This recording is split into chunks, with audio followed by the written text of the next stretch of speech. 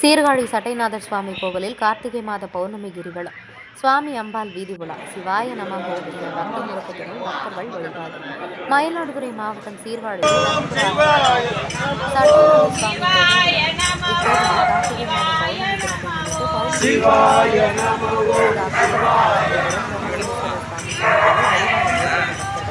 கீழ வீதி வழியாக தெற்கு வீதி, மேல வீதி, வடக்கு வீதி வழியாக சென்று மீண்டும் கோவிலில் வந்து ஆபத்து